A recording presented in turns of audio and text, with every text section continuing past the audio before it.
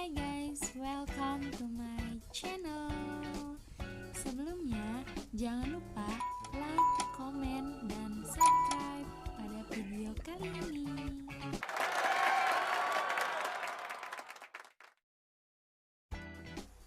Assalamualaikum warahmatullahi wabarakatuh. Perkenalkan, nama saya Rina Fatmawati dari kelas TI 19E2 Prodi Teknik Informatika Universitas Pelita Bangsa. Dalam video kali ini, saya akan menjelaskan tentang beberapa kode etik dalam penggunaan internet untuk memenuhi tugas pada mata kuliah Etika Profesi di semester 2. Nah, pertama yang perlu kita ketahui adalah apa sih kode etik? Kode etik menurut Chandra Selinsberg yaitu adalah suatu bentuk aturan tertulis yang secara sistematis sengaja dibuat berdasarkan prinsip-prinsip moral yang ada dan pada saat dibutuhkan akan dapat berfungsi sebagai alat untuk menghakimi segala tindakan yang menyimpang dari kode etik. Nah, sekarang kita akan membahas apa saja kode etik dalam penggunaan internet. Tentu saja kita sebagai pengguna internet harus mengetahui apa saja sih kode etiknya, apa saja sih aturan-aturannya. Nah, kita tidak mungkin menggunakan internet asal menggunakan saja, karena bisa saja kan kita merugikan orang lain. Jadi kita itu harus mengetahui aturan-aturannya.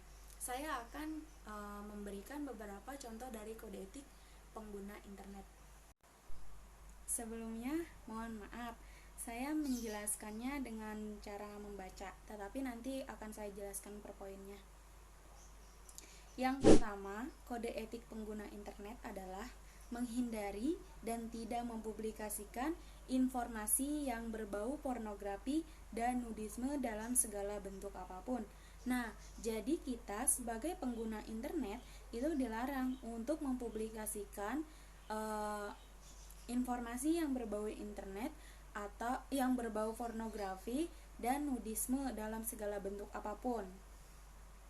Nah, yang kedua, menghindari dan tidak mempublikasikan informasi yang memiliki tendensi menyinggung secara langsung dan negatif terhadap suku, ras, agama, atau sara. Jadi kita sebagai pengguna internet gak boleh nyebar informasi yang berbau negatif tentang ras, suku, agama, dan sara dalam bentuk apapun itu, mau pelecehan, penistaan, pendeskripsian, atau penyiksaan.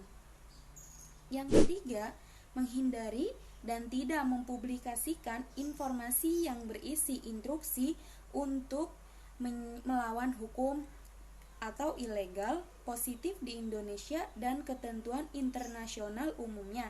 Jadi kita nggak boleh nyebar informasi yang berisi instruksi untuk melawan hukum. Terus yang keempat, tidak menampilkan segala bentuk eksploitasi terhadap anak-anak di bawah umur.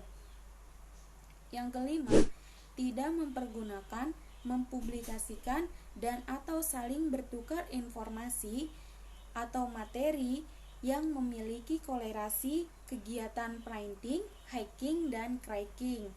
Yang keenam, bila mempergunakan skrip, program, tulisan, gambar atau foto, suara, atau bentuk materi dan informasi lainnya yang bukan hasil karya sendiri, harus mencantumkan identitas, sumber, dan pemilik hak cipta.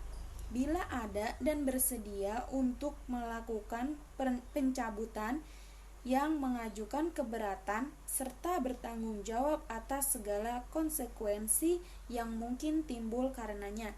Jadi, apabila kita ingin mengambil suatu gambar atau materi dari Google dan untuk diberitahukan kepada orang lain, kita itu harus mencantumkan hak ciptanya. Misalnya ini karya siapa, nah kita cantumin di bawahnya, di bawah materi atau dokumen yang kita ambil.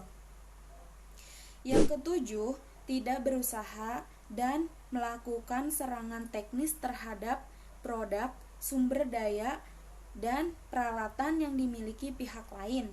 Yang kedelapan, menghormati etika segala macam peraturan yang berlaku di masyarakat internet umumnya dan bertanggung jawab sepenuhnya terhadap segala muatan atau isi situsnya.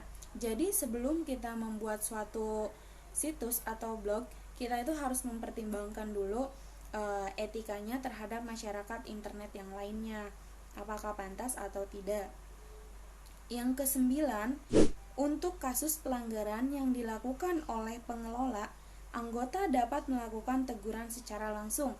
Nah, jadi apabila pengelola internet itu melakukan suatu pelanggaran, sebagai anggota dapat melakukan teguran secara langsung. Maaf ya, tadi yang 7 itu tidak berusaha atau melakukan serangan teknis terhadap produk, sumber daya, dan peralatan yang dimiliki pihak lain. Jadi kita itu nggak boleh, misalnya kita bisa cracking atau bisa segala macam pembajakan lah, kita nggak boleh itu melakukan atau merusak suatu sumber daya orang lain atau peralatan orang lain. Kita nggak boleh mempergunakan keahlian kita untuk merugikan orang lain. Nah, jadi itu saja yang bisa saya jelaskan mengenai kode etik pengguna internet. Semoga materi ini bermanfaat untuk kita semua. Kurang lebihnya mohon maaf. Wassalamualaikum warahmatullahi wabarakatuh.